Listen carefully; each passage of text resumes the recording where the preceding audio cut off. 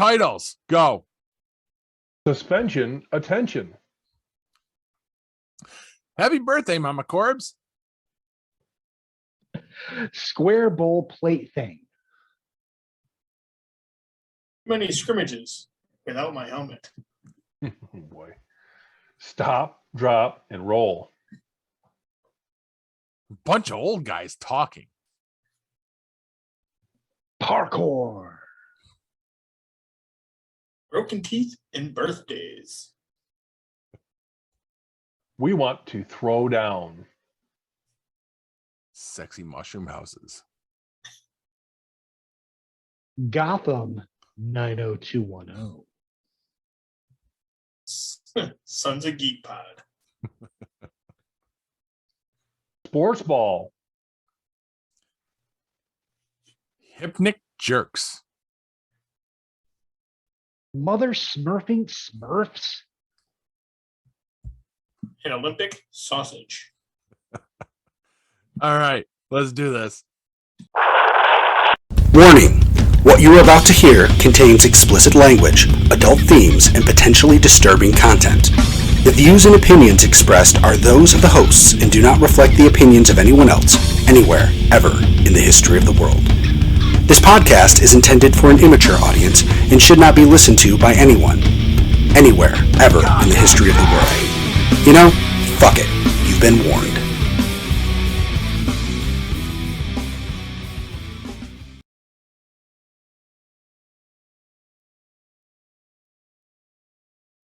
Hello, welcome to this week's edition of Geek Pod. I'm your host, Paul. I'm Hugh. Corbs. I'm Kev.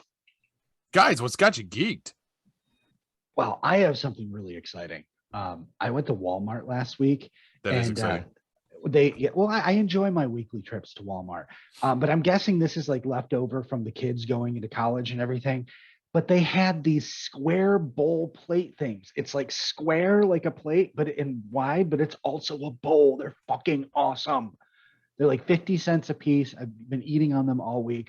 I mean, you can put stuff that you can't put on a plate in this, but you can put stuff that you can put on a plate in it. It's revolutionary, and it's completely changed the way we've eaten.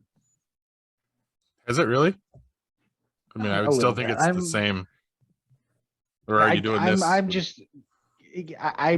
haven't tried that. So, except one of them, I washed it on the bottom rack, so it kind of twisted. So now it's more of a twisty diamond, and it rocks back and forth when I put food in it. So that one's officially mine. But no, what really has me geeked this week is I went and purchased a board game.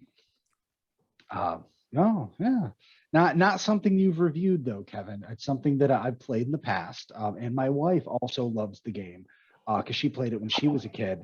What? Monopoly. No, I will never, ever, ever play Monopoly again in my entire life. I hope that fucking game burns and dies a horrible death.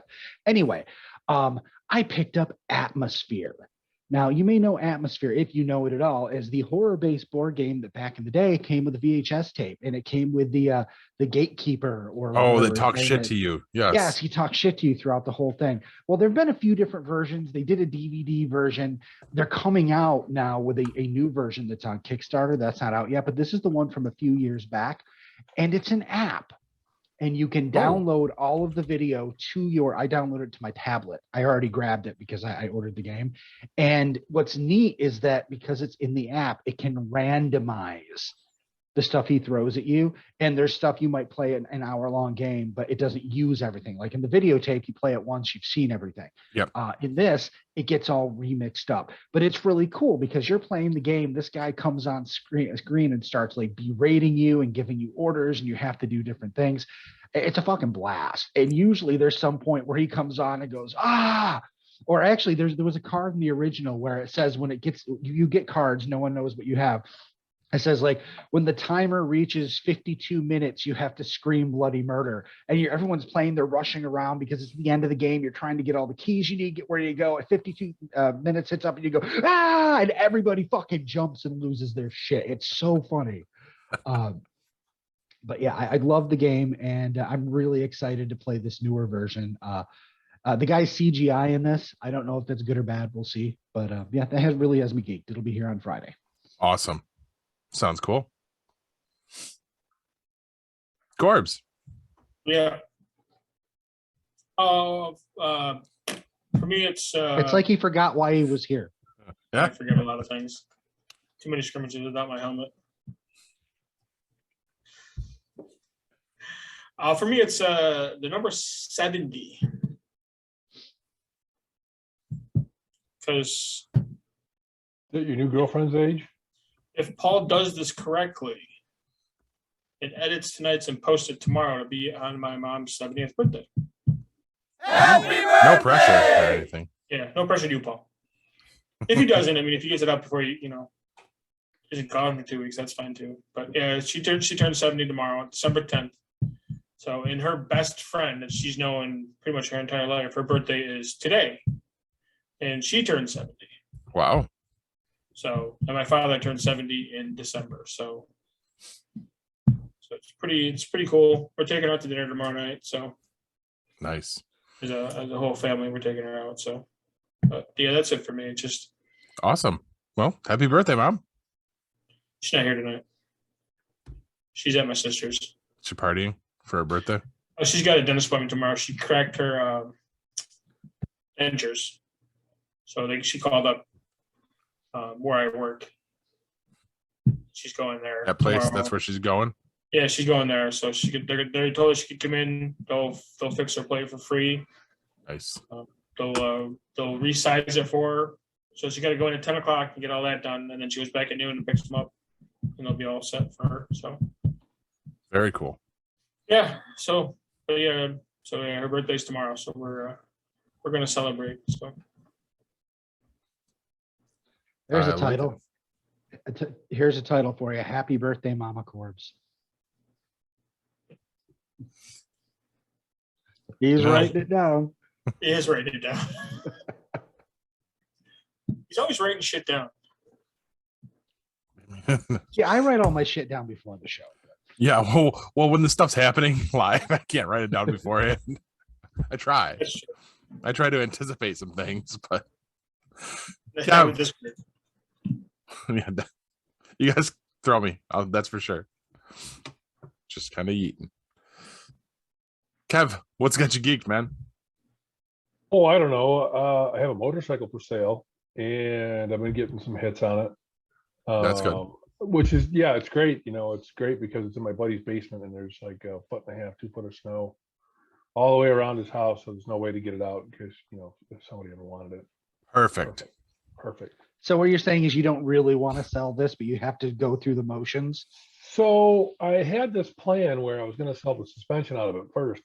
I had modified the suspension. I put in different forks and different rear shock, and I was going to pull those out and sell those separately because they're, worth some money. And in the machine, they're not worth as much. Just as a package, people don't want to pay more for a motorcycle, car, truck, whatever than it's worth. They don't really care about your modifications. So if I pull the suspension out of it, I can sell that first and then sell the bike. So I figured, well, I put the suspension up. Why don't I put the bike up too? And the bike's been getting more interest than the suspension has. The good news is, though, the bike is getting the attention because of the suspension. The people that have been talking to me want the bike with the suspension. And I put two prices up, one with and one without. So we'll see. We'll see what happens. The reality is it's a bike that I wasn't really riding that much. And I'll use the money to buy another motorcycle. Perfect. Do you have multiples? Right now I only have 4. Only. Does that mean we can start like a Geek Pod motorcycle gang? No? Oh, come on. You have to buy a motorcycle. The Sons of Geek Pod? I tell you what, I know the perfect motorcycle for you to buy. If you haven't ridden one before, even if you have, you should buy one. You should buy one of these. We'll talk about it offline, and then you'll see how crazy I am. Oh boy. Well, I can tell you right now, there's no way in hell my wife's going to let me have a motorcycle. Same and here. she lets me have anything else I want, so I've decided not to fight her on this. But I did kind of grow up on them. My mom and dad had motorcycles, and they, we'd take family trips, to Vermont on a motorcycle. So I always kind of figured I would have one, and then it didn't happen, and now it's not worth rocking the boat. Yeah, I had that was one of the hard lines I had was that's no motorcycles. That's a no. So basically, you guys are telling me that the motorcycle gang's never going to happen. Not unless we can try a motorcycle gang with things other than motorcycles. Well, here's the idea. Motorcycles? We all sneak over to your house and then ride your motorcycles and then put them back and go home in our cars. Yeah, what's the Well, next yeah. section? What's the next segment? What's the next? What's What are you playing? okay. We're supposed to be moving on to that. Is that what you're trying to tell me? Yeah, sure. Or do I get to go? Because that's my Whatever. turn. That's Your turn. It's my turn. You don't get a turn. It's probably pretty obvious what's got me geeked, and it's the fact that vacation is here. By the time this episode is supposed to come out, I will be in the midst of Walt Disney World doing the whole thing. Which you weren't going to say on the air, and then I noticed your wife really blew that up on Facebook by telling the entire world exactly when you were going to be gone. Yeah, I'm surprised she didn't leave the code for the front door on there too. I mean, granted, we are going to have somebody staying at the house, so it's not like free reign, but Close enough. right. I mean, he's going to let anybody in anyway. Just So party at Paul's house while he's gone. feel free. Just stay away from my recording equipment. Paul said I could have this TV. Okay. Well, no, that he'd draw the line there because he needs to watch it. So, but yes, we're leaving very, very soon for our big vacation. So, guys, there will be no new episodes for the next couple weeks. I guess you could say we're going on hiatus. But I am envisioning doing some on location stuff, posting to Facebook, maybe the Tic Tacs, the tutus. The tutus. Yes. Please wear one. It's not part of my outfit this time around. That's terrible. Yeah, but you know what? I'm gonna have to do posts for you guys because I've got to show off the custom T-shirts that were made that I am expected to wear at every park. So maybe I'll do a montage of me meeting all the Marvel superheroes, that kind of stuff. Because I am going to be representing while I'm there. I'm bringing the Geek Pod ball cap to Florida with me. Then I'll probably be really sad when I leave in the fucking resort when I'm done. I didn't think you actually took that thing off. So I do just a shower. Like I don't, because I really don't want to get it wet because they never form the same way again. So that's about it. Kevin will be proud though. When I sleep, I turn it around. It's kind of hard to lay down with the bill on the back. You sleep with that on? Yeah, we just established I never take it off. I'd say I wear it during sex, but that doesn't happen. Damn. maybe it would if you took the hat off. No, you guys have seen my hairline lately. No, it wouldn't. All right, moving on. Maybe if you just lowered it over your face. I mean, Right. I mean, really, unless she's got a thing for Fred Durst. I mean, true. I mean, it is all about the nookie. And it is your way. I mean, that's what I try for. Is Fred Durst the guy that wants his stapler back? No, that's No. Milton. he's the lead singer for Limp Bizkit. But if you look him up, you have That was close. he looks like an old man now. You have to look up when they were popular. He basically It's looks staying like you're an Bob. old man, Paul. I know. Should have stuck with the bearded dyed thing, but this is going off the rails. Guys, what are you playing? I have some big news on that front. And Paul's like, please let it be Guardians. Please let it be Guardians. It's not Guardians. I'm sorry, Paul. Dying Light 2, Stay Human. I've been looking forward to this game coming out, and I waited because I wanted to see what the ratings were on it to make sure it didn't suck, because a lot of games these days on day one are unplayable. So reviews are decent. There are some bugs, nothing game breaking. I went and picked it up today. Started playing it tonight. Now, if you don't know what Dying Light is, there's a bit of a history here, a bit of a story. So Techland also used to be associated with a company called Deep Silver. Back in like the Xbox 360 days, they came out with Dead Island. which was basically you're on an island and a zombie apocalypse happens. There were 2 games, Dead Island 1 and 2, and they had a little like top-down spinoff. What was great about those games is it was kind of like an open, you had access to the entire island. There were zombies, there was weapons that you could modify, but the movement was clunky. The combat was kind of clunky. It was fun, but it felt like this could be better. Now, I still played those games and I loved that.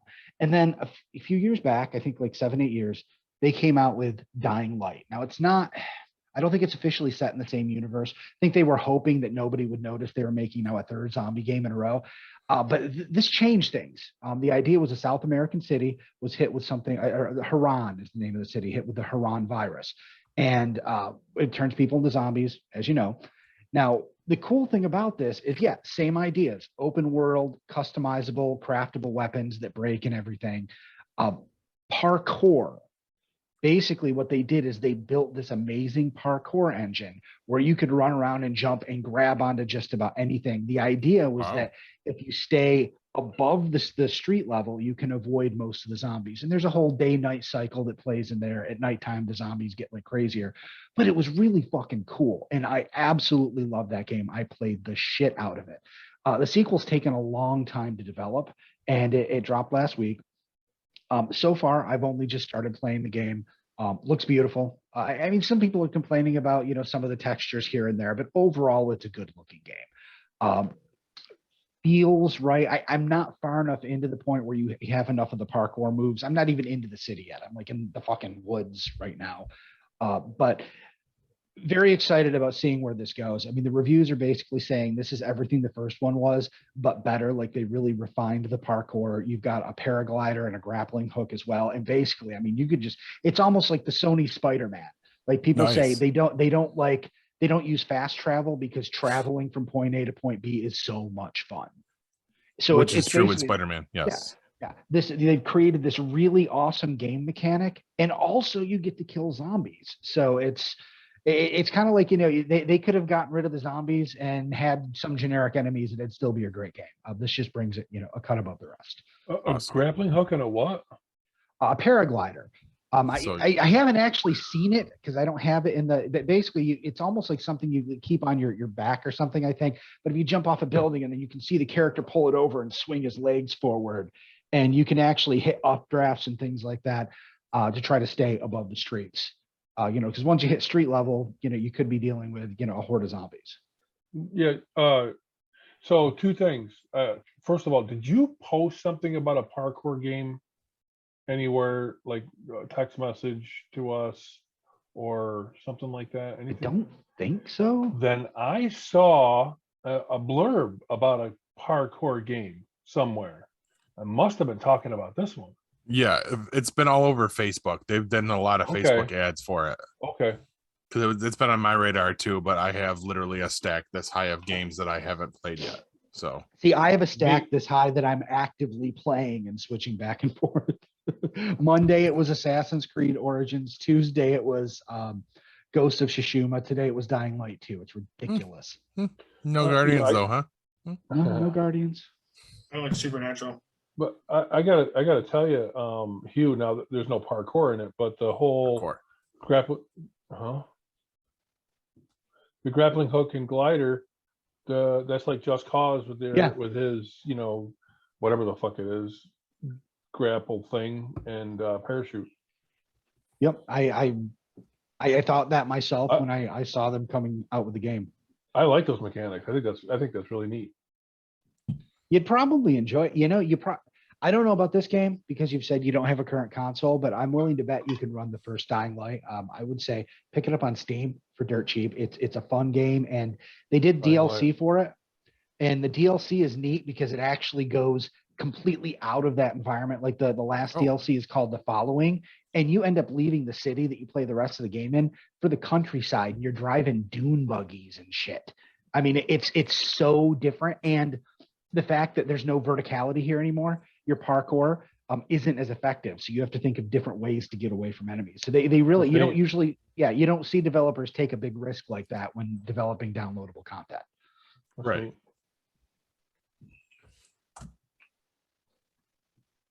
I'm all done. Okay. Can- I just freaked out because I Oh. hit my mouse and What- a window came up and I was freaking out. One of the cool things about Just Cause is you can use that grapple on your enemies.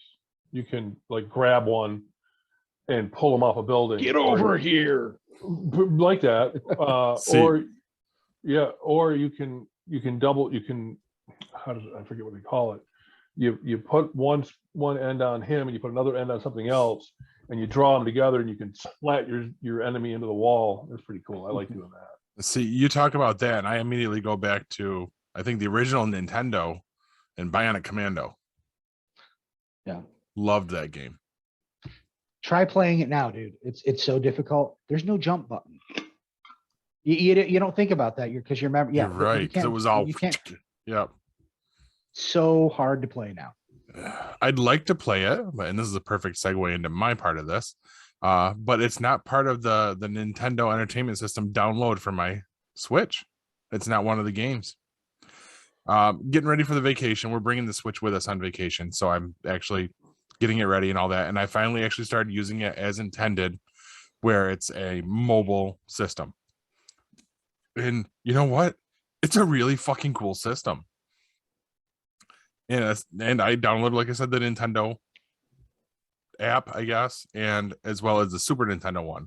So I have a ton of extra games. Playing Super Mario Brothers. Also pretty weird playing it with that when there's so many more buttons that you don't touch. Yeah. But best purchase I never made, I gotta say. We were gifted the Switch a few years back. Great system.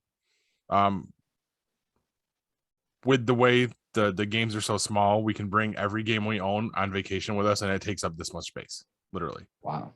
Yeah, they're tiny. Mhm. My son's got one and he's got a carrying case for it. That's what we got. It's a 12-pack carrying case, and they literally stack 4 games per tray. So it literally is the size of the extra large juicy fruit. Now, Yeah. if only they would actually start releasing decent games for the system. We have some cool ones. Madison got Mario Kart Deluxe for it. They've been having a blast with that. I have Ghostbusters, which I was super excited for. And then I realized it's a 1-player game. Like, there's 4 Ghostbusters. Why the fuck is it a 1-player game? But I don't want to take up too much time on that. It's just I actually did get to get it out, screw around with it. Now it's packed away because it's, going on the plane in 48 hours. So yeah. Corbs, you playing anything, or are you still just collecting spoons and No, I played some MLB The Show. nice? You Over went the back to it. weekend. Yeah, I went back to that one. Nice. So I finished the first complete season. So last season's is all, I completed that and started on this season. So I moved up from AA to AAA. So, but I mean, Nice. other than that, Now you're a Sky Chief, or No, the I'm Mets, I Met. guess. actually, I got drafted by the White Sox. So Shocking. yeah, right. You can request to be drafted by your favorite team. And you know what? And That then- makes it better because I mean, Yeah. it's I did it the first time. The first time I did it, the first time I ever played it, I just was like, I'll just go through and see who I get drafted by. I got drafted by the Tigers. Then I was like, no, I'm not playing for the Tigers. They suck. Start over. And then I was like, so I got drafted again. I got drafted by the Pirates. I'm like, oh, they suck just as bad as the Tigers. And I was like, fuck it. Drafted by the White Sox. I'm choosing. Yeah. Nice. So, but that's it. I just played that a couple of times. So Nice. No. All right, Kevin, you got anything extra, or are we going to jump into your segment? I was just gonna say that it looks like the like Blue Byte has and Ubisoft have gotten their shit together, and they're starting to get settlers figured out. Oh, good. Yeah. You've been pissed at that for months. Yeah. Yeah, and I don't even know why I hung on. I kind of do because I like the people that I'm, in the guild with, and the people that have been hanging out. A lot of people help each other, and it's just, I don't know. I just sit there and poke at it. I don't really play it the way a lot of other guys do, so it works for me. The level he does down there. I can't there because I was trying to get to you. Yeah. Because fucking Corbs and I are fucking casuals. That's for damn sure. But it sounds to me like it's time for Kev's tabletop review.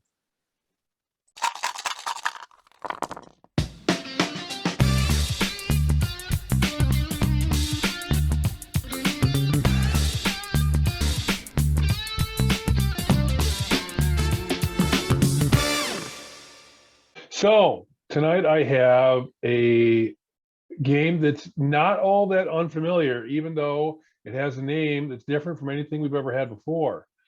Tonight's game is the dice game Greed. Dice game. Yes, it is. If you've ever played Farkle, the dice game, and I mean the real dice game, not the digital dice game, then you've already played Greed. The idea behind Greed is that instead of dice that have the typical 1 through 6 on each die, you have 6 die that spell out the word greed. Oh. Yep. And on each side of the dice is either a dollar sign, a G, an R, one of 2 different E's, or a D. So if you get the dollar sign is silver, so you have to get 3 of those to get points. So the G is gold. You have to get 3 of those, or one or 3 of those to get any kind of points. The R is ruby. You have to get 3 of those to get any kind of points.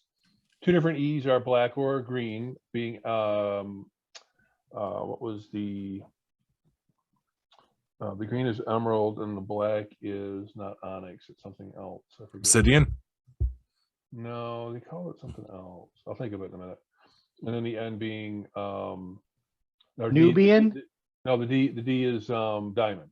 So the way the points work is you have to get something every roll when it's your turn. The idea being you build points. If you roll a combination like 3 of a kind or 4 of a kind or 5 of a kind, you get different kinds of points.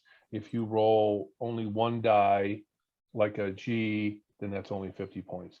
You have to get something every turn or every roll in order to continue rolling. It's a very, very addictive kind of game, and it's another one that you could turn into a drinking game if you wanted to. And I could explain that if I don't think I've ever reviewed Farkle, have I? The dice game. Nope. I'll do that one, and I'll explain more about what I mean when I say you can turn a regular game of Farkle into a drinking game. I can attest to the fact that yes you can, because he's done it to me. So the idea is that you have these dice, you have a number of people. There is an actual game that has a play mat that you can play on, and on the mat it has all the different combinations of all the rules. First person to 5,000 is not the winner necessarily, but whoever can get it at least 5,000 or more, and then end up with the most points for that for that game, wins the game. And it's not a bad game. On Amazon, it was like $8 or $9 for this game of Greed. Not the one with the mat. This would be the regular one without the nice mat. If you look up Greed dice game on YouTube, you'll get a couple of really nice videos that walk you through it. Gameplay is simple, very simple to learn, very quick and very easy to learn. It's every bit as easy as Farkle, and it prompts you to kind of risk your hands in order to get bigger and bigger points, just the same way Farkle does. Yeah, risk both your hands. Yep, risk both your hands all at once, finger by finger. But no, it's a really fun game, and I have had a lot of fun with Farkle. I think Paul and his wife had a lot of fun with it the last time we were over there playing that. And I always carry a game of Farkle with me whenever I go to a friend's house, or a buddy of mine has a camp, and I'll leave a game there, because you can get the little Farkle games in little containers. And this game, I think, is one that's like that. The die look to be a little bit bigger, but same kind of thing. And I think it'd be a great game to introduce people to that maybe don't play games. Maybe hold off on the adult version until they get their heads around it. So here's my question. You say you travel with like Farkle and stuff like that. Mhm. Should anyone that comes to meet us at the con in August expect that we could just bust out a game of Farkle? You know what? Might just be Farkle, might just be Bang. You never know. Ooh, Bang was fun too. That was a good time. Yeah, But we yes, play Farkle in our game nights a lot of the time. It's a good time. It It is. is. It really is. And you know, I have techniques that I teach people that play Farkle that aren't necessarily in the rules. But if you watch the game play through, or if you played it enough, you kind of start to figure out that, you know, even though, here's an example: you roll 6 die. 3 of those die actually give you points, but you only need to keep 1 of them in order to roll again. Well, with 6 die, if I keep 1, I can roll 5 die, and I have a chance of getting some Something kind better. of a 5 of a kind Yep. or a straight of 5, which are much bigger points. You can't do that if you only roll 3 die. Plus, with 5 die, you have a better opportunity to get a score. You have a little bit better statistics, even if it's not better statistics in reality, because really, when you roll a die, you have a 1 in 6 chance of getting any one of those numbers. So Right. you really, I mean, that doesn't change just because I'm rolling 6 of them. I could just as easily roll 6 of them and have absolutely nothing happen, and it happens a lot.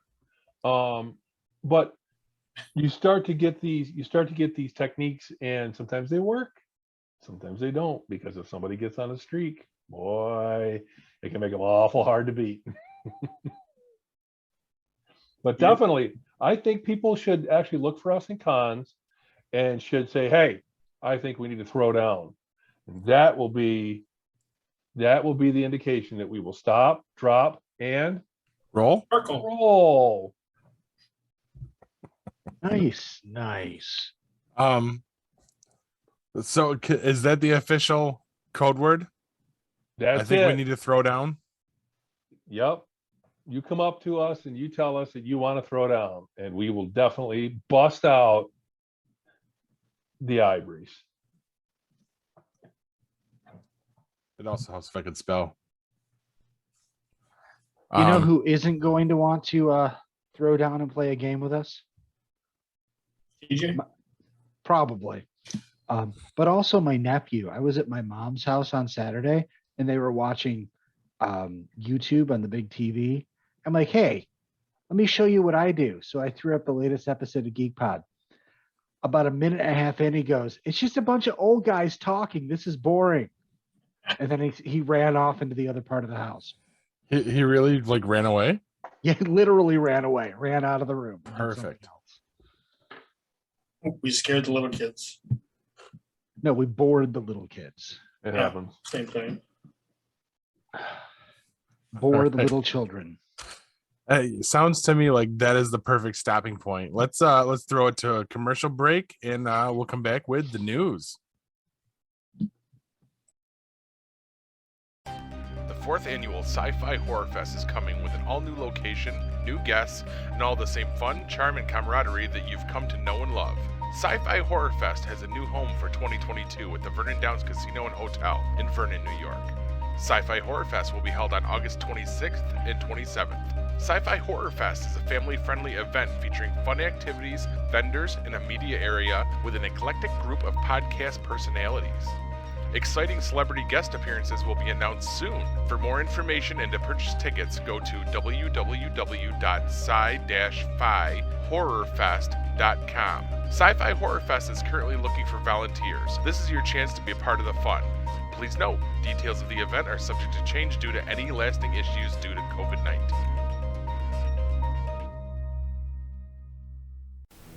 Looking for the hottest new comic on the shelf or a keyback issue to complete your run? How about that rare statue or action figure that you've scoured the internet looking for? Come to Collectibles Galore. Located in North Syracuse with ample off-street parking, Collectibles Galore has a huge selection of comics, toys, and rare pop culture items you won't find anywhere else. Comics Galore is always buying comics and toys and will give you the fairest price for your collection. New customers get 15% off their first purchase in store. Collectibles Galore for all of your pop culture needs. Stop in and see for yourself why Collectibles Galore is the king of comics.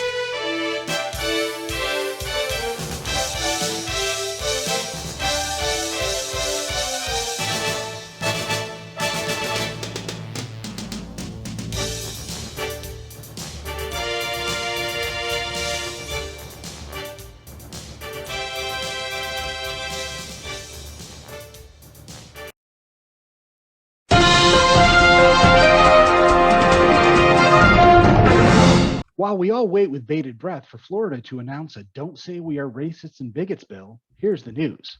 First up, unnecessary Smurfness. Paramount has announced that they have multiple Smurfs projects in place. In addition to a second season of the animated show that apparently premiered last year that I didn't know existed, they are also doing an animated musical. Pam Brady, who also worked on South Park and Team America, will be writing it, because that makes Smurfing sense. When did this happen? Last I heard, people wanted to cancel the Smurfs because it's really the story of an old man and his young cult holding a teenage girl hostage. When did the mother smurfing Smurfs become smurfing popular again? As if we were suffering from a lack of dick-tip shaped houses in our cartoons. Next up, I think Mark Pedowitz has gone crazy. The CW announced they have ordered pilots for several new series. There are prequels to both Supernatural and Walker, which come as no surprise. The odd one out is Gotham Knights. The description reads, Gotham Knights begins in the wake of Bruce Wayne's murder as his rebellious adopted son forges an unlikely alliance with the children of Batman's enemies when they are all framed for killing the Caped Crusader. The series will be a standalone with no link to the CW's Arrowverse. For Smurf's sake, for fuck's sake, what is this? Like the fifth Batman show without Batman? At least Gotham had a good reason for him not being there. This sounds like fan fiction. The new adventures of Gotham kids, the kids of Batman's enemies, Gotham 90210, Teen Rogue, Sins of Our Fathers. This concept has been mined to death. We already have an alternate universe Alfred Pennyworth. Are Kid Ivy and Kid Freeze ever going to kiss? Will Kid Joker cheat on Kid Penguin? Will Kid Croc eat Kid Kite Man? Make a fucking Batman show already. If there can be 57 versions of Batman in the movies at once, people can handle a real TV show without getting confused. What's confusing is how these people still have six-figure jobs, and I'm doing this ridiculous podcast for free. And finally, jumping ship. 5 different women were disqualified from the ski jump at the Olympics because their uniforms supposedly broke the rules. Several had worn the same suits with no issues in other events, and they had met the rules at the time. Some are saying this controversy is ruining the sport, as there are things outside of an athlete's control. One even said, it's a bit the result of me being in quarantine and not eating properly the whole week.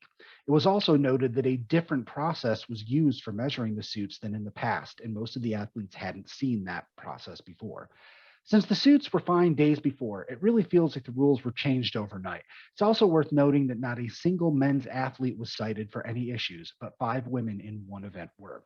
So I think since we can't rule out bias by the referees and the folks in charge, there's a simple solution to this. All athletes should participate in all events completely naked. Isn't that how they did it in the original Olympics anyway?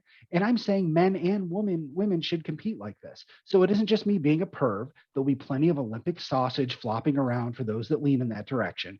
This solution resolves any and all uniform issues in the future and means the games will cost less since uniforms won't be needed. I bet it will fix any ratings issues they have too. Although they might want to have some protective gear for fencing. That could get bloody. And that's the news, kids. Now, back to the comment section of hell. I mean, the internet. Waiting to see if Adele has apologized for stating she loves being a woman, because nothing says hate for other groups like literally saying you are a certain thing and cool with it. I'm not sure how we go from I love being a woman to calling for the destruction of the trans community, but hey, that's the world we live in these days. I'm not saying she isn't a TERF, but as far as hateful comments go, this seems more Smurfy than turfy to me. Paul? In other news, the feeling of falling down as you're falling asleep is called Hypnic Jerks, which would also be a great name for a rock band or a title for a podcast. Back to you, Corbs. All right. Well, again, no fucking clue what you're talking about. Don't know how to follow it up, but I'm going to try. So, with the Super Bowl this weekend, I decided to go with another football movie.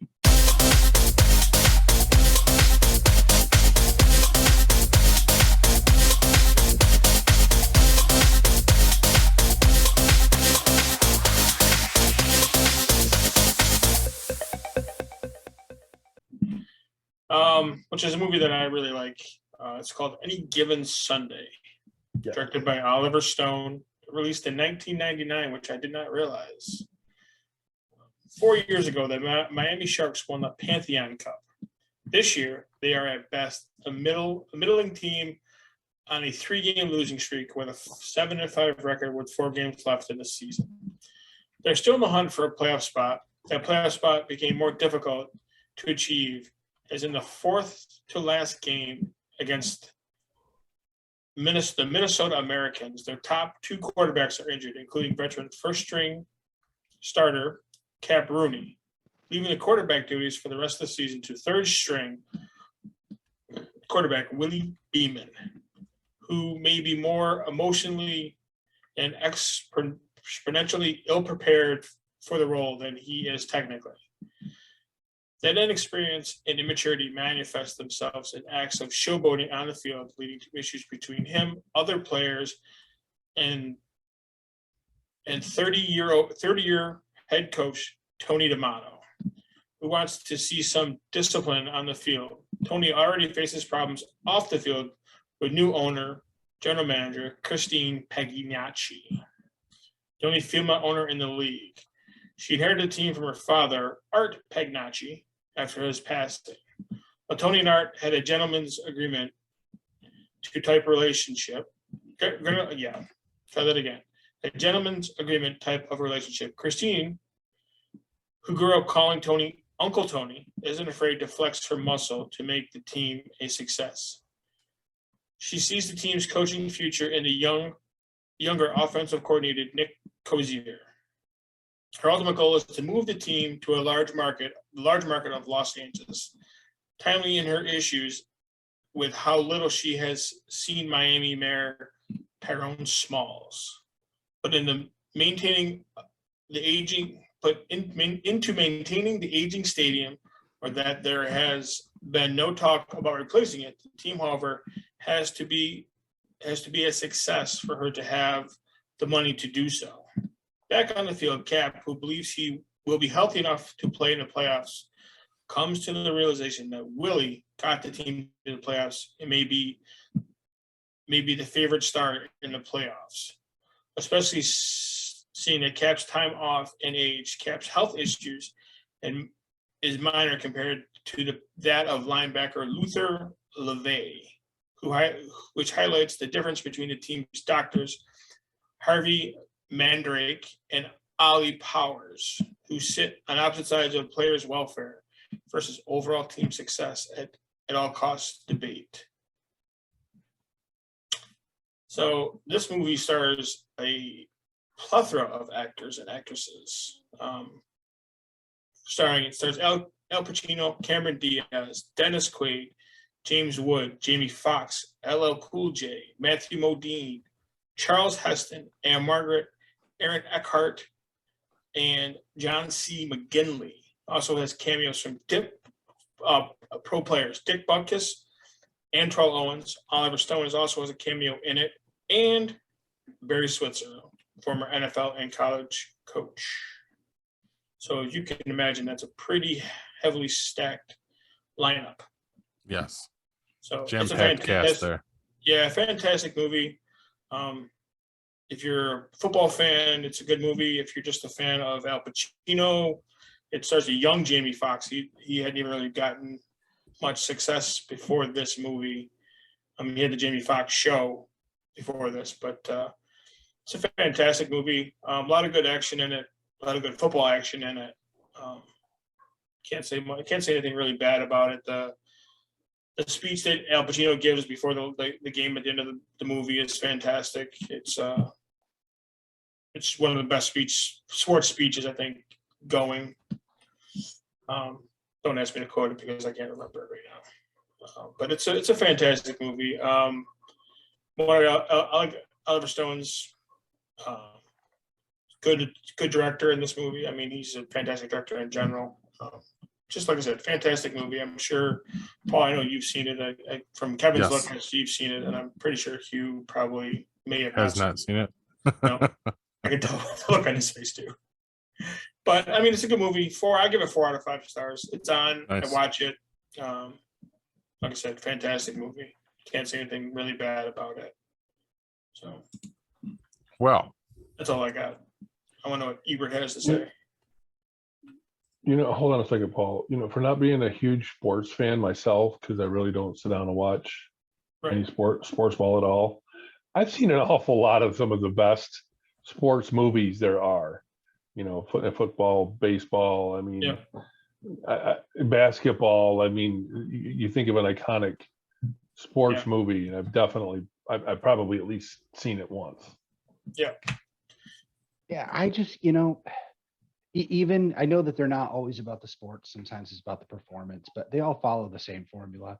Losers experience period of personal growth by working together, hear a speech from somebody, and then win something. And I'm just kind of like, it makes it hard to watch them no matter how good it is. yeah, I see what you're saying, but it's really not much different than the superhero genre. Maybe not. A little more complex, I think. That formula you talk about, Hugh, that taught me something about sports that nothing else ever did when I was in K-12 school. Yeah. Because in K-12, I thought anybody that had anything to do with sports was a fucking asshole and full of themselves. But having watched those movies and seeing that really what it was about was digging deep and finding out what was really inside yourself and what you're really capable of, then I understood. My experience is, while that might be true for the people who those movies were based on, all of the sports people I ran into were really just assholes. Oh, I'm not saying they weren't. I'm not saying they weren't, but I'm glad there are some that aren't. But the idea behind the sports, the games and the procedures and the definitely the movies, The sports things. Yeah, the sports balls. Just with this movie, I like the cinematography of the movie too. I mean, you were actually on the field during the plays and stuff like that. It wasn't like you were watching it from stands or whatever. Like, the cameras were right there. You heard the bodies hitting each other and the sounds. Obviously, the sounds probably were dubbed in or whatever. But from playing football, you understand. Those sounds. That feeling. The sounds. How the guys feel when they get hit, stuff like that. So, like I said, coming from a sports background, I played football up until I got hurt in 8th grade, and then I decided to stop playing.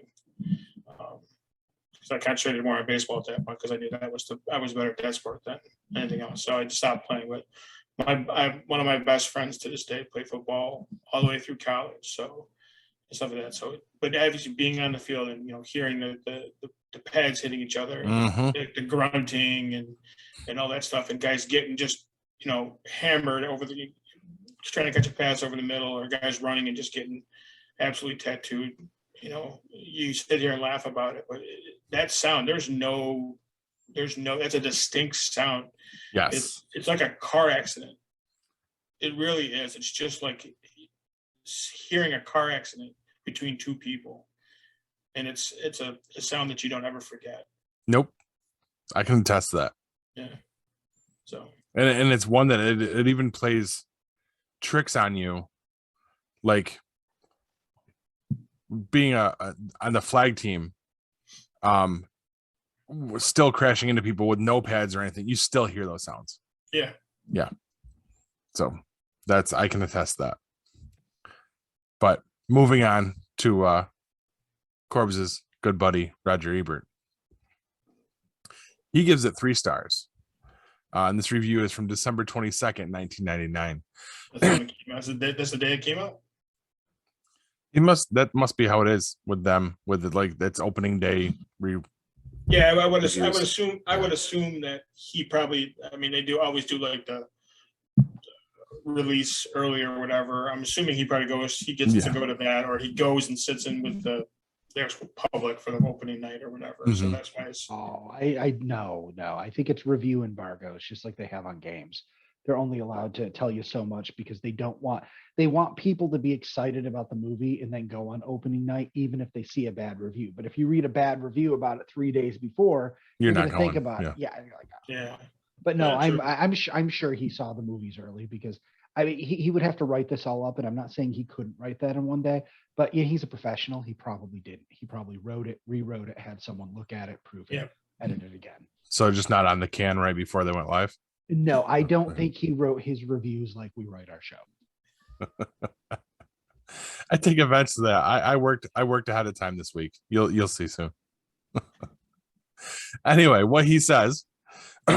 Oliver Stone's Any Given Sunday is a smart sports movie almost swamped by production overkill. The movie alternates sharp and observant dramatic scenes with MTV-style montages and incomprehensible sports footage. It's a miracle the underlying story survives, but it does. The story's expose of pro football will not come as news to anyone who follows the game. We learn that veteran quarterbacks sometimes doubt themselves, that injured players take risks to keep playing, that team doctors let them, that overnight stardom can turn a green kid into a jerk, that ESPN personalities are self-promoters, that owners' wives drink, that their daughters think they know all about football, and that coaches practice quiet wisdom in the midst of despair. We are also reminded that all big games are settled with a crucial play in the closing seconds. These insights are not startling, but Stone and his actors give them a human face, and the film's dialogue scenes are effective. Al Pacino, comfortable and convincing as Tony D'Amato, a raspy voice curmudgeon, tries to love that word, tries to coach the Miami Sharks past a losing streak and into the playoffs. And the movie surrounds him with first-rate performances. We're reminded that very little movie material is original until actors transform it from cliches into particulars.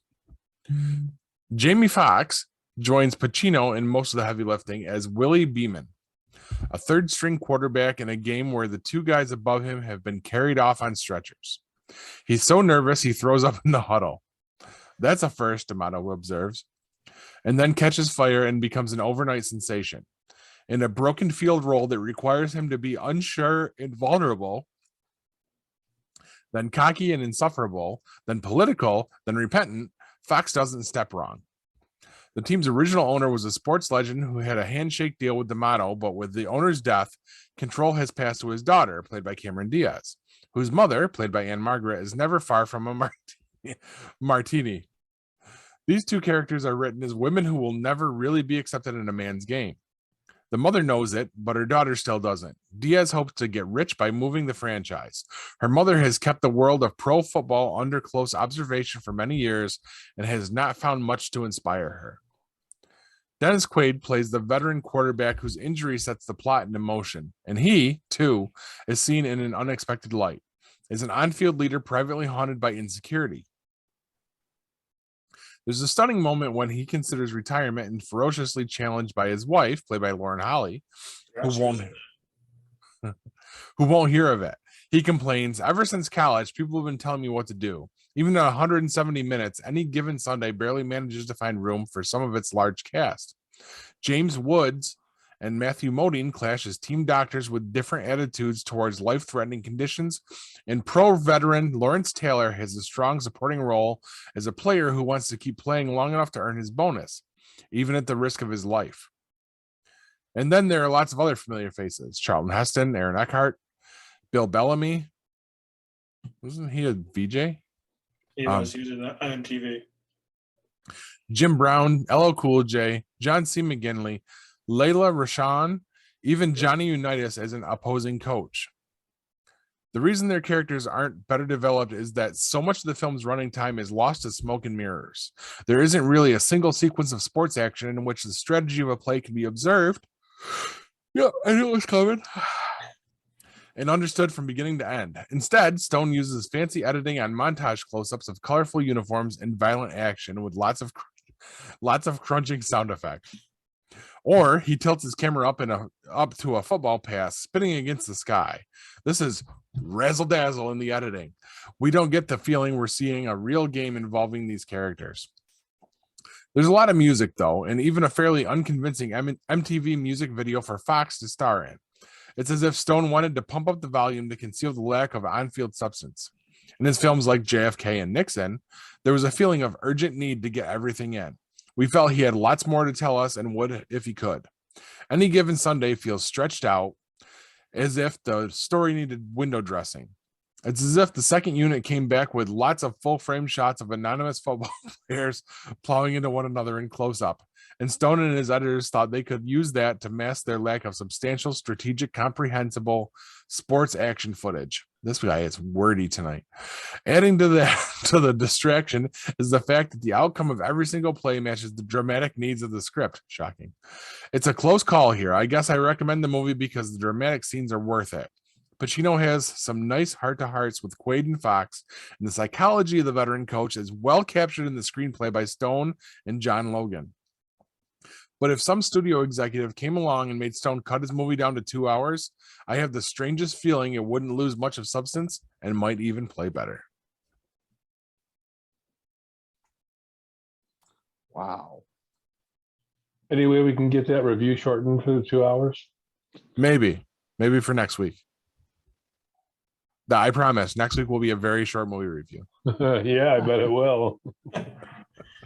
I forgot that Lauren Holly was in it. I forgot that Johnny Unitas is in it. Carol Owens is in it. I mean, there's a lot of people in that movie that. Yep. Did I ever tell you guys I played football? Yep. Like on Nintendo, like Tecmo Bowl? No, actual football. I joined the football team. Just once? Did Just you come once. back? Barely. 2 days? 2 days suck. Yeah, I know. It was between sixth grade and seventh grade. Sixth grade, I was very heavy. And my English teacher, who was the coach for the high school team, was like, "Oh, you'd make a great linebacker. You should sign up." And I respected him a lot. So I'm like, what the hell? Maybe it'll make me be more popular and get picked on less for liking Doctor Who. Over that summer, I lost a ton of weight. So I went from 280, 290 down to 180. And they get me there and they're still putting me in as a linebacker. And I had not gotten used to my body at that weight. And I that crunching sound you're talking about. Yeah, I heard it as I got flattened over and over and over again. I didn't even make it through the first week. Interestingly enough, though, I was able to run and keep up with the quarterback, who was a guy I knew, but we didn't really get along. But after this, he stopped fucking with me, because when we were doing the laps around the field, him and I are running next to each other, and he's couldn't believe that I was keeping up with him. I mean, I puked afterwards, but I did it. But I mean, they probably should have put me in a different position, but all those positions were already filled. They were working on this team the year before. Right. And yeah, I just, after that, I lifted weights and I kind of got into my new body, but I was, all of a sudden unsteady on my feet and definitely not linebacker potential. Nice. So I know a little bit of what you guys went through. I got my ass handed to me and I never went back. Yeah, I spent a lot of time getting my ass handed to me, but I was a glutton for punishment. I kept coming back. The worst I remember, this wasn't supposed to be the segment, but the worst I remember is when you would do one-on-ones. You know what I'm talking about, Corbs. You line up, they throw the ball in front of you, and you guys clash. Did you guys do that? Yep. We did a thing. You lined up in a circle, and the guy standing in the middle, and the coach would call out a number, and that guy would run at you. Nice. I remember those two. Yep. Yep. Then there was the one you're talking about is where you're on opposite. We call them Oklahomas. The coach threw the ball in the middle and you had to fight to get it. Yep. We call them one-on-ones. Yeah. But I remember doing that, and somewhere in the scrum of it, my finger got caught in the other guy's face mask. Ooh. Yeah. That's why the 1 point's funny. So, and again, I bet the ladies love it though. They do, because I can actually find the G spot that way. You didn't need to say that. That was implied. That's why it was funny. You took it too far. Yeah. So the best part is most of our audience is female, so they're going to be all sorts of offended by that. Well. Yeah, that I played. I was like you, Paul, as an offensive lineman. So, but I got hurt as a 8th grader. Kid chop blocked me, blew up my knee. Yep. I tried to come back and play, and was blocking and got hit helmet to helmet like you can't do now. Like ding ding. Speared, knocked me dead out. Mm-hmm. And after that, when I got I went to the emergency room after that with a concussion. I was like, nope. Yeah, not worth it. I'm done. Not going to take a chance and getting hurt again. That wasn't worth it. So I stopped playing. And my brother, who What's See, happening? it's to not me Corbs? this time. Yeah. concentrating on baseball. Poor Corbs. So That sounded Oh. harrowing. You were So- auto tuning Corbs. All right. I think it's a perfect yeah, time. it's just my internet. You what? My internet says some internet was unstable or whatever. So I don't know. Fuck it. Fuck it. Get it into therapy. Yes. Perfect time to drop it to a commercial break, and let's wrap this thing up. Stick with us, guys and gals. The 4th annual Sci-Fi Horror Fest is coming with an all-new location, new guests, and all the same fun, charm, and camaraderie that you've come to know and love. Sci-Fi Horror Fest has a new home for 2022 at the Vernon Downs Casino and Hotel in Vernon, New York. Sci-Fi Horror Fest will be held on August 26th and 27th. Sci-Fi Horror Fest is a family-friendly event featuring fun activities, vendors, and a media area with an eclectic group of podcast personalities. Exciting celebrity guest appearances will be announced soon. For more information and to purchase tickets, go to www.sci-fi-horrorfest.com. Sci-Fi Horror Fest is currently looking for volunteers. This is your chance to be a part of the fun. Please note, details of the event are subject to change due to any lasting issues due to COVID-19.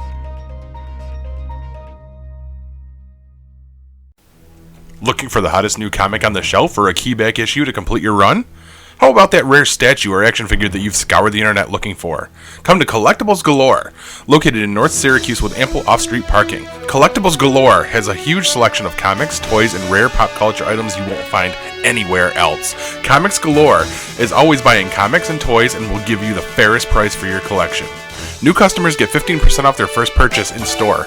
Collectibles Galore for all of your pop culture needs. Stop in and see for yourself why Collectibles Galore is the king of comics.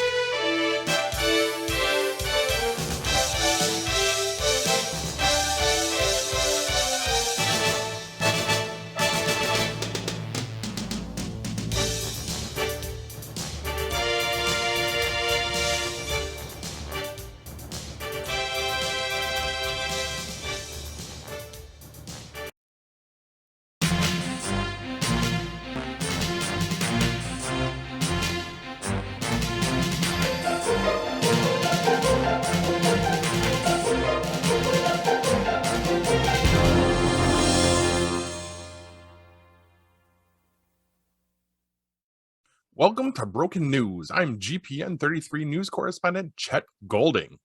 Our lead story tonight, President Joseph Robinette Biden Jr. has been executed in 2019.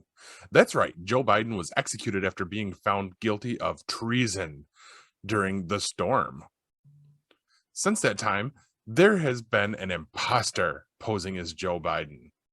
All of this will be exposed in the mainstream media in the near future, according to our sources, and at that time, President Donald John Trump will be sworn back in as President of the United States, because that's definitely how the democratic process works. His handpicked vice president is going to be a resurrected John F. Kennedy. When asked for a comment from our source, she cryptically remarked, "You'll see. Just wait. You'll see." Stay tuned to this station for more very factual, very logically sound, broken news.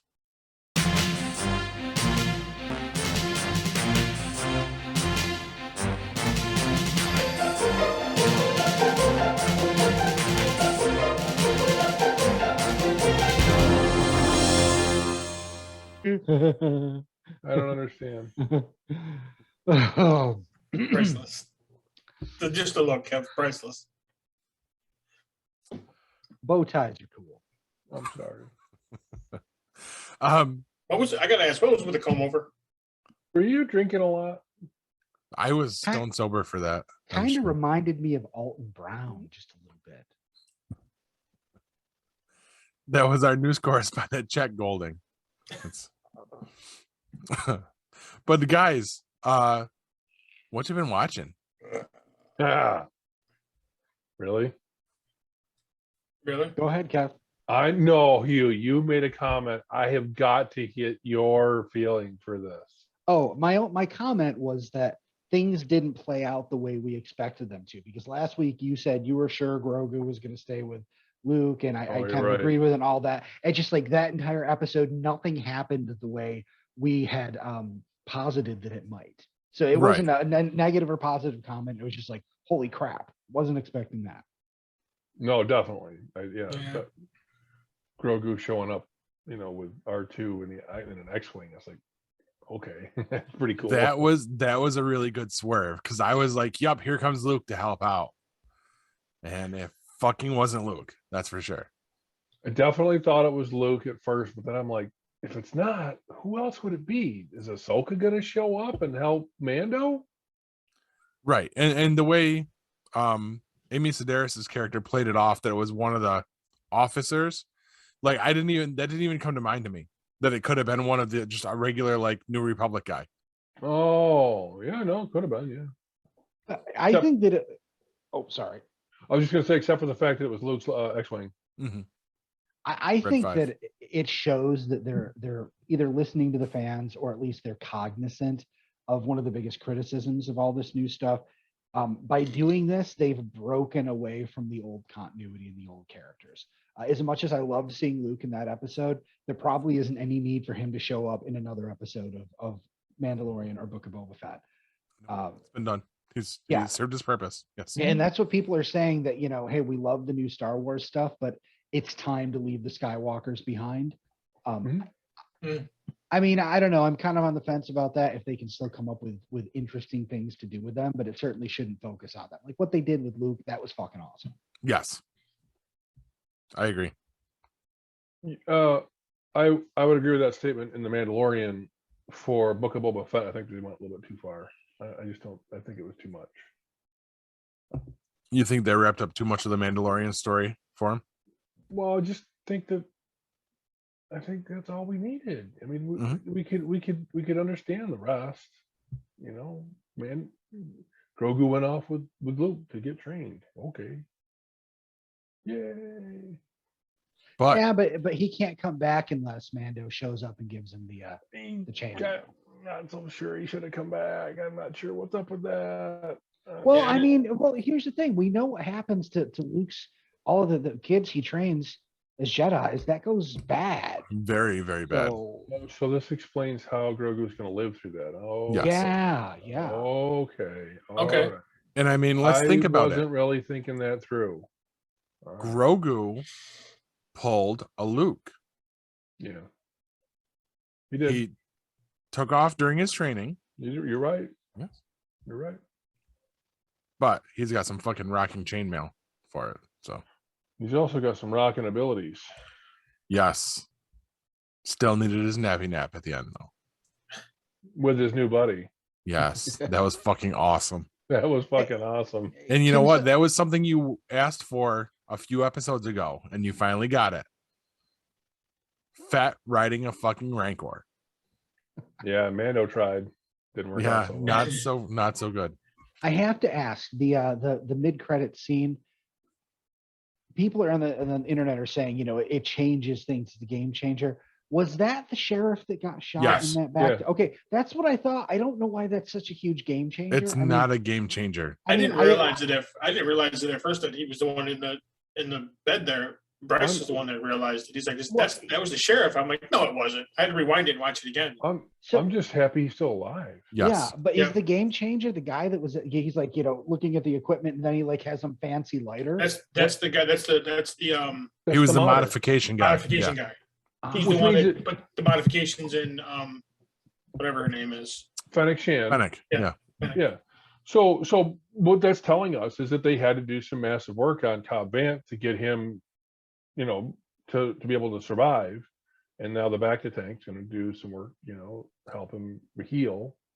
So maybe So I got a theory or a hypothesis on what they did, but go ahead. He got shot in the shoulder. So what they have to do? Give him a bionic shoulder? So those bolts can do some serious damage. So the possibility that it could, I mean, could have really fucked him up. Or some shit up.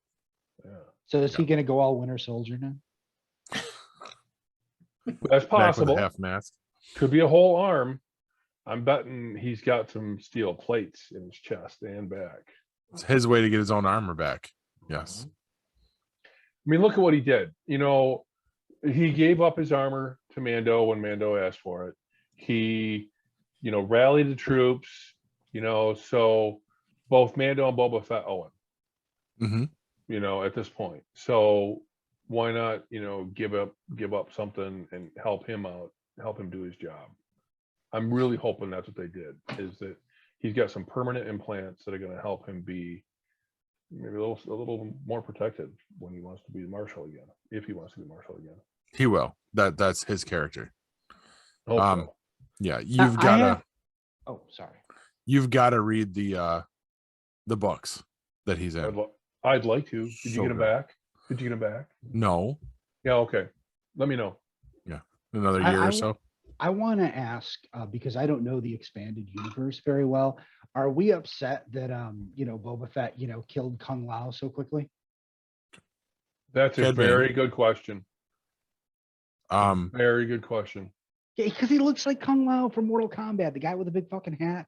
Dude, that's Hey, nothing. You should see him in the animated series. The hat's even bigger. Oh, Yeah. well, anyway, I was just like, I knew that everyone was excited about him showing up. Are people pissed off that he's dead, or is that okay? I was bummed that he's Yeah, I was Got kind of. Well, yeah, I mean, it's a big deal, right? Because Cad Bane is a big deal. He's I think he's attracted some of the lore that Boba Fett adored, enjoyed through the years, where we didn't know who Cad Bane really was. All we knew he was a gun for hire. We saw him get his badass. ass. Yeah, we saw him get his ass kicked by Fennec Chan. Well, I don't know, ass kicked, but she got the best of him during Bad Batch. That's the only time we saw him lose a fight. Is that true though? What happened the time that he took the troopers identity to get back to? That was during Clone Wars, right? yes, early in Clone Wars. That was his introduction. Right. And I right, think right. he allowed himself Yeah, I to think you're get right. captured, to get I on, think you're right. I think you're right. because he was sabotaging the ship. Yeah. So It was very early on Clone Wars, because I've seen that episode. yeah. No, I mean, yeah. As soon as Boba Fett got the best of him and got him in the heart, I'm thinking to myself, how many hearts does this guy have? Is he going to come back? Is he really dead? And if he's dead, what does that mean to the fans? Yeah, especially since they lingered on him, and whatever that was on his chest was still beeping. Didn't catch that. Not sure he's really dead, but if he is, what does that really mean? I mean, Filoni created him. Filoni can kill him off. Yes, and it was just fucking Oh. cool to see him in live action. Yeah, no doubt. So No doubt. I think it was a really good show. A really good capper. Boba Fett and Shan walking the streets was kind of corny. But I was the fucking Grogu in the back seat of the Naboo fighter. I'm like, what the fuck? Does he want to come down on his lap? right. It was fucking hilarious. Kathy and I freaking cracked up when we saw that. Doop. It was a great episode. I see it's getting some heat online. People are disappointed. They were disappointed with the entire series, but I enjoyed it. I do feel like it lost its way in the middle a little bit, but they got us back at the end. I was just disappointed we didn't see Danny Trejo in this episode. Oh yeah. So Why wasn't Danny Trejo on the fucking what the hell? What are they called? Rancor? Rancor, yeah.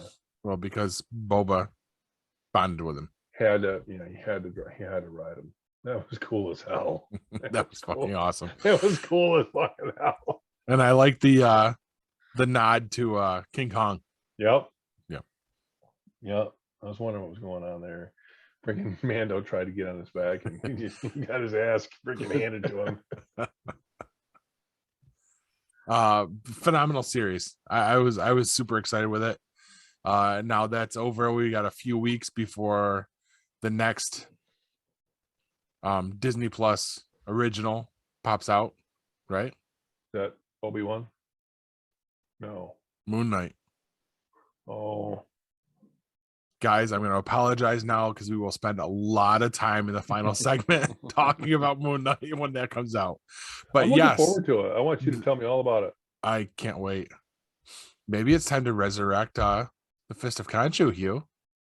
No, it's not time to resurrect the Fist of Khonshu.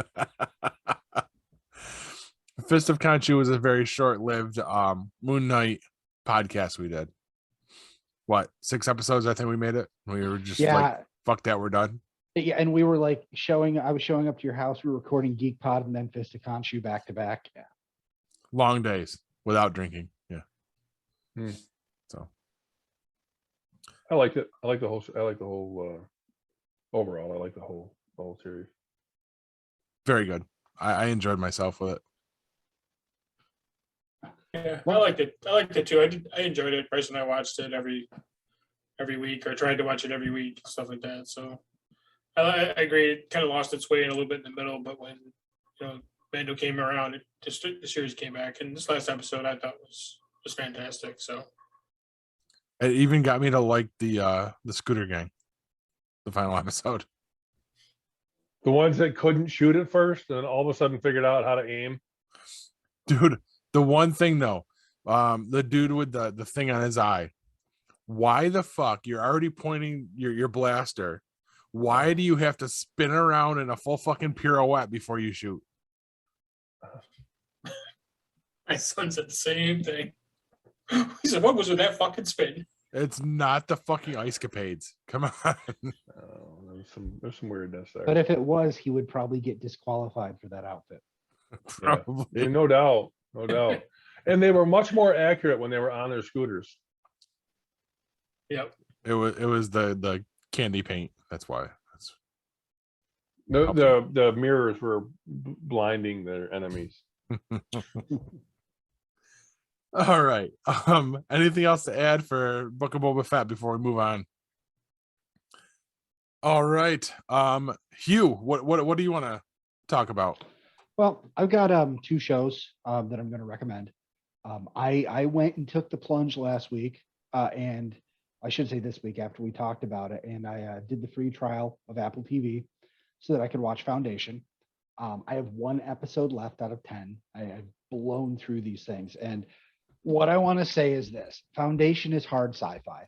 I'm not going to say it's the hardest sci-fi out there, but it reminds me, greatly of The Expanse. Because The Expanse is kind of hard sci-fi. It is fucking phenomenal, and some of the concepts here really take. You have to think about it, especially considering that the story of this first season takes place over like 100 years, and there is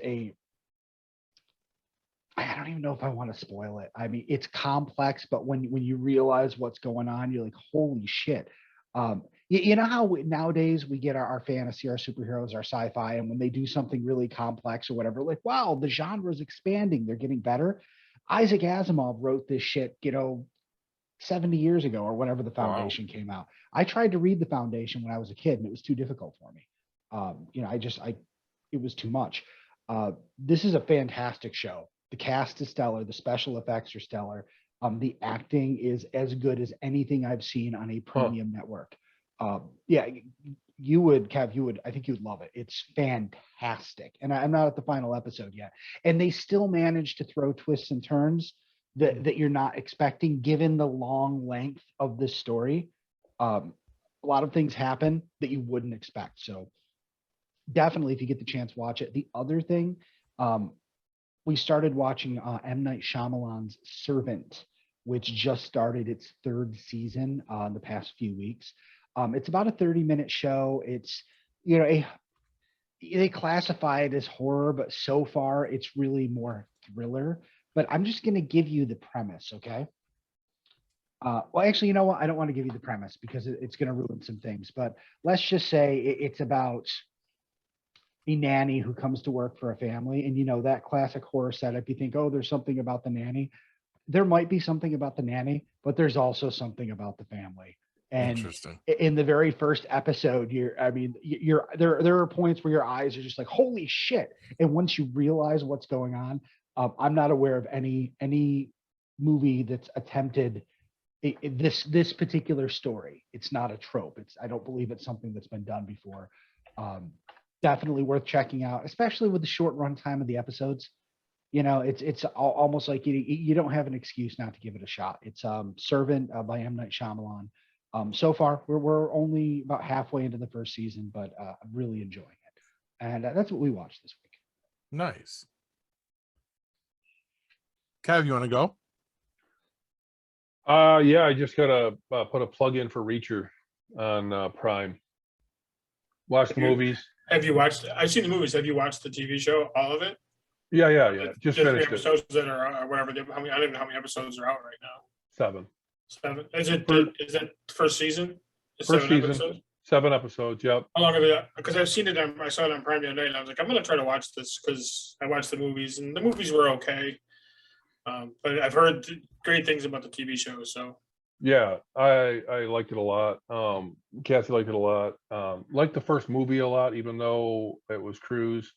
I say that now. I actually liked it with Cruise in it before I started to understand more of who Reacher actually was, who was supposed to be, you know, as far as the writer's concerned. Really didn't care about the second movie. I would say that if you want to get interested in Reacher, watch the first movie. Don't bother with the second. Read the book, then go watch the TV series. Now, Nice. do the movies happen in the TV series continuity, or is it completely its own thing? No, the movies are totally separate. The whole every story is separate. So Isn't that Hawk from Titans? Yes. it is. Alan, He's also yeah. Aquaman from Smallville. Alan Richardson. Yes. Yeah, that's definitely So that's probably why he got killed off, because he had another project going on. He does a pretty good job. You can see sometimes that he's not, you know, he's not who he's playing. He's an actor that spent a lot of time in the gym. So unfortunately that comes through in a couple different ways, and you'd see that if you watch the show. It doesn't really take away from it though, because the story is really good, and you know, it's about Jack Reacher, his brother Joe Reacher, the little bit of their history.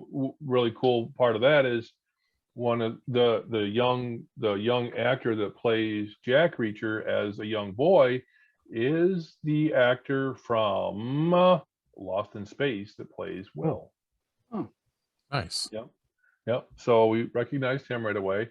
One of the actresses in the now timeline on Reacher is someone I haven't seen in a very long time. I used to watch Smallville when it first came out, and Kristen, what the hell is her name? Krook. Yeah, Krook.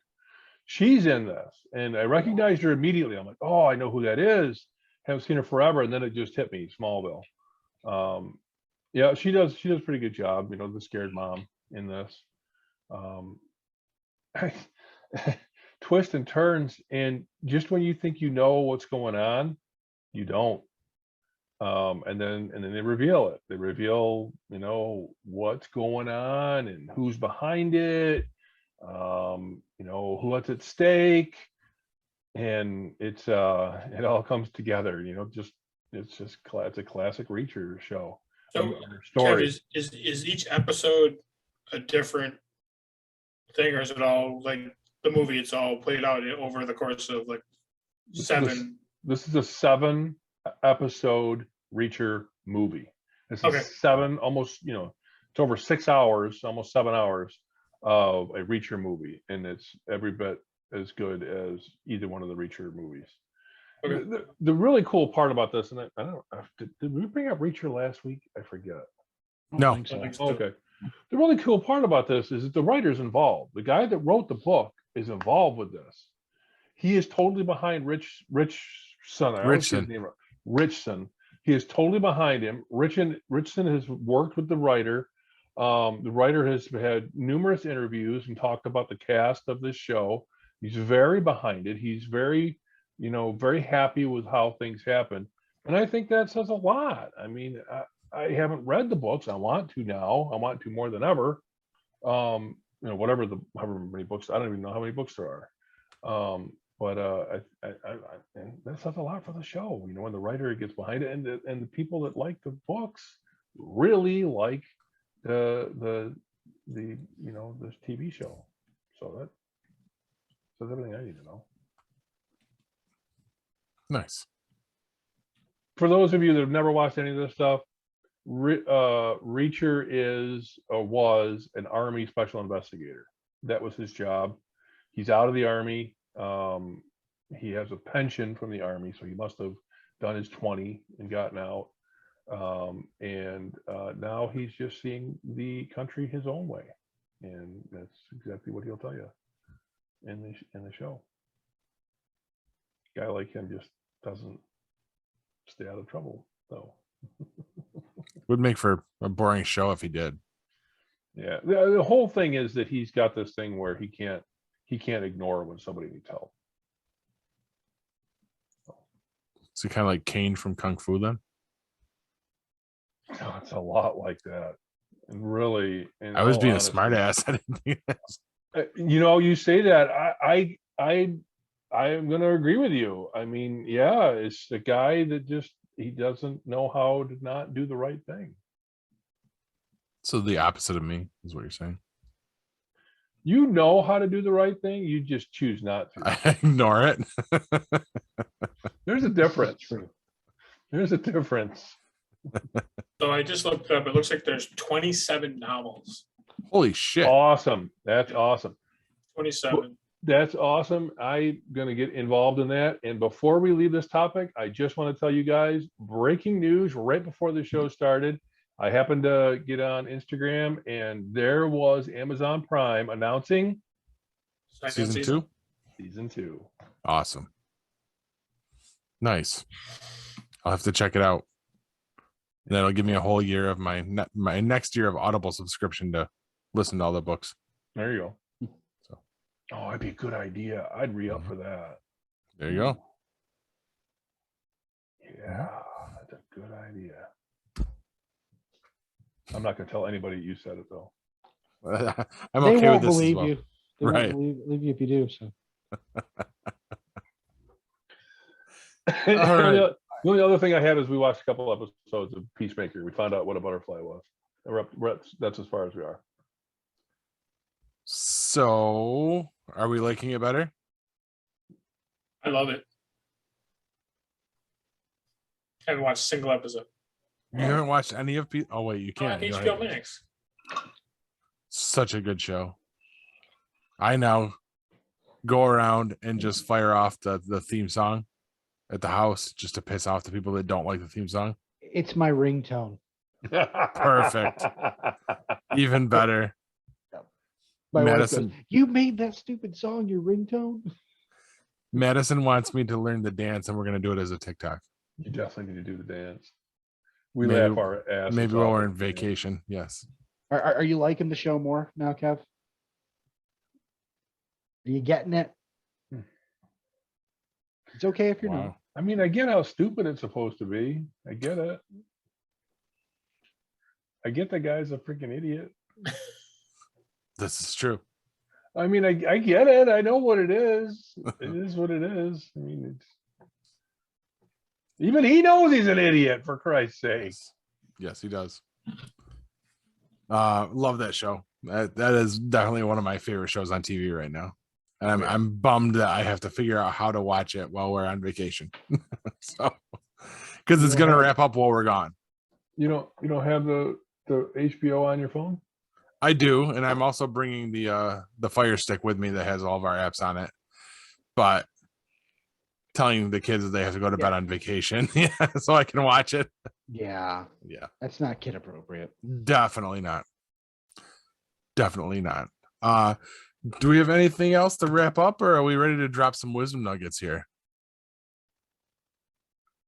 You didn't say anything about what you were watching, Me?